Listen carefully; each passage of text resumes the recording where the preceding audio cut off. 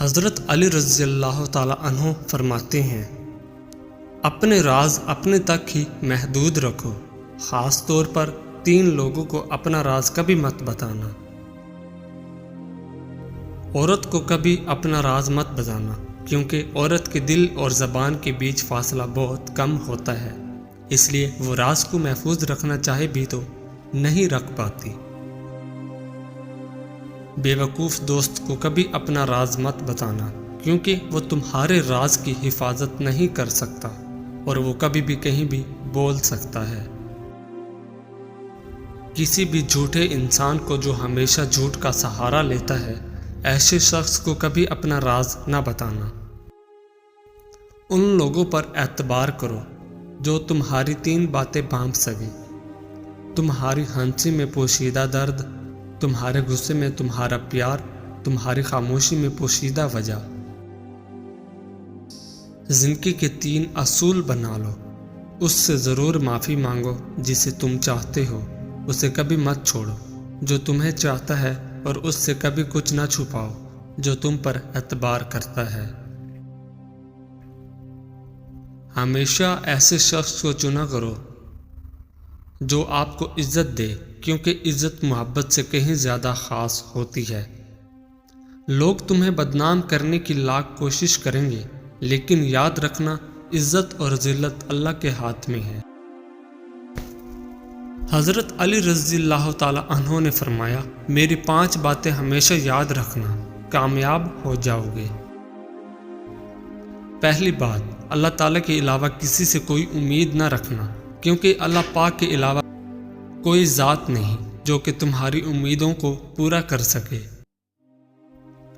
دوسری بات، اپنے گناہوں کے علاوہ کسی چیز سے نہ ڈرنا کہ کل کو جب اپنے اللہ کے سامنے جاؤ گے تو اللہ کو کیا منہ دکھاؤ گے۔ تیسری بات یہ ہے کہ اگر تم سے کوئی ایسی بات پوچھی جائے جس کا تمہیں علم نہ ہو تو یہ کہتے نہ شرمانا کہ میں نہیں جانتا۔ اور چوتھی بات یہ ہے کہ جس بات کا تمہیں علم نہ ہو تو اس کے بارے میں علم حاصل کرنے کی کوشش کرو۔ اور 5ویں بات یہ فرمائی کہ صبر کرو، ہر حال میں صبر کرنا انسان کے لیے بہتر ہے، اور صبر ایمان کا حصہ ہے، بلکہ یہاں تک فرمایا کہ صبر کا مقام ایسا ہے جیسے کہ بدن میں سر کا مقام ہے۔ ہزاروں لوگوں میں اس ایک کو عزیز رکھو جو تمہاری غیر موجودگی میں بھی تمہاری عزت پہ کوئی داغ برداشت نہ کرے۔ خدا کے نزدیک کسی انسان کی عزت جتنی زیادہ ہوتی جاتی ہے، اس کا امتحان بھی اس قدر سخت ہوتا چلا جاتا ہے۔ اللہ جب کسی سے ناراض ہوتا ہے تو اسے ایسی چیزوں کی طلب میں لگا دیتا ہے جو اس کی قسمت میں نہیں ہوتی۔ جو تم کو خوشی میں یاد آئے سمجھو تم اس سے محبت کرتے ہو، اور جو تم کو غم میں یاد آئے تو سمجھو وہ تم سے محبت کرتا ہے۔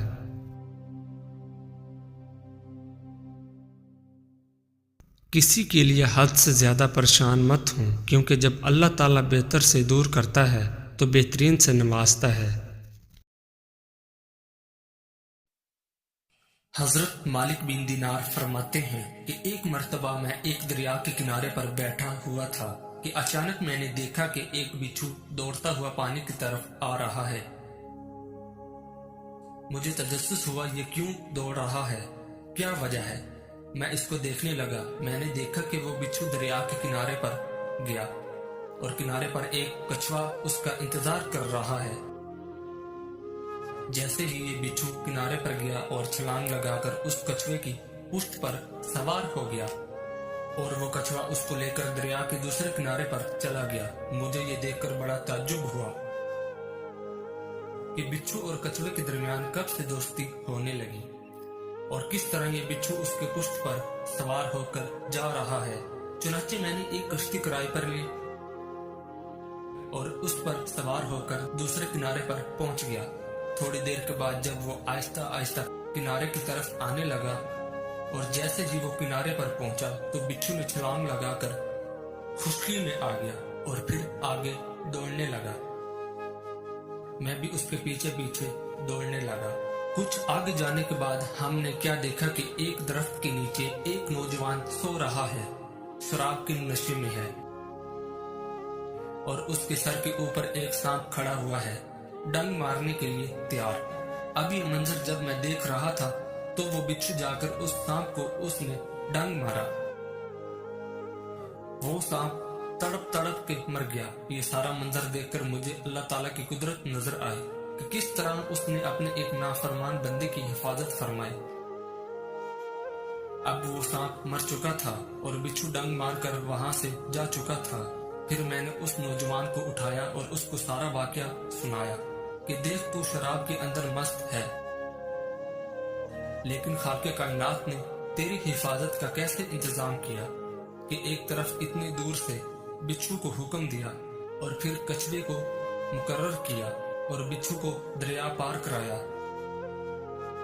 اور پھر بچھو نے آ کر سانپ کو ڈنگ مار دیا، اور اس طرح اللہ تعالیٰ نے تجھے سانپ کے ڈنگ سے بچا لیا۔ جب اس نوجوان نے اللہ تعالیٰ کی حفاظت کا یہ واقعہ سنا نا تو زاروں کی طرح رونے لگا کہ ہائے میں ایسا گناہگار اور نافرمان بندہ ہوں، لیکن اللہ تعالیٰ اتنا غفور الرحیم ہے کہ میرا بھی خیال رکھتا ہے۔ اس کے بعد حضرت کے ہاتھ پر توبہ اس نے کر لی اور عہد کر لیا کہ آج کے بعد میں شراب نہیں پیوں گا، نافرمانی اللہ تعالیٰ کی نہیں کروں گا۔ انسان کی ایک بڑی خواہش یہ بھی ہے کہ بس میں کسی بھی طرح امیر بن جاؤں، لوگوں کو میرا بڑا گھر، میری گاڑی، میری شان و شوکت نظر آئے اور ہر کوئی میری عزت کرے۔ مگر انسان ہمیشہ ناکام ہوا ہے، کیونکہ اس دنیا میں اگر کوئی سچائی کا راستہ اپنائے تو وہ راتوں رات امیر بھی نہیں بن سکتا۔ بزرگ فرماتے ہیں غریب کو کھانا کھلاؤ اور دولت کا صدقہ دو، تمہارے گھر میں دولت بارش کی طرح برسے گی۔ اور اگر کوئی راتوں رات امیر بن گیا ہے تو اس نے ضرور کسی کو نقصان دیا ہے یا اس نے کسی کی دولت چرا لی ہے۔ اگر تم یہ چاہتے ہو تو کہ تم بھی امیر نظر آؤ، تمہارے پاس بھی دولت ہو تو آج سے ہی ایک کام شروع کر دو، اللہ تعالیٰ خود ہی تمہاری دولت میں اضافہ فرماتے جائیں گے اور دنیا میں تمہاری عزت بھی ہوگی۔ اور وہ کام یہ ہے کہ تم اپنی دولت سے دوسروں کی مدد کرو، ان کی ضروریات کو پورا کرو، ان پر صدقہ کرو، کہ میرے اللہ کا وعدہ ہے کہ جس کا بھی صدقے سے مال کم ہو وہ مجھ سے شکوہ کر سکتا ہے، میں صدقے سے تمہارے مال میں اضافہ کرتا ہوں۔ کامیاب ہونے کے 3 اصول ہیں: خود سے وعدہ، محنت زیادہ اور مضبوط ارادہ۔ آپ کے اندر ایک بہت ہی خوبصورت انسان وہ بھی ہے جو تب باہر نکلتا ہے جب آپ نیک لوگوں کے ساتھ ہوتے ہیں۔ محرم کا خصوصی وظیفہ 2 رکعت نفل اس طرح پڑھیں کہ ہر رکعت میں سورۃ فاتحہ کے بعد 11 مرتبہ سورۃ اخلاص پڑھیں، سلام پھیرنے کے بعد 500 بار یہ اسم پڑھیں، جو مانگے گا وہ ملے گا، انشاءاللہ تعالی غیبی مدد کرے گا۔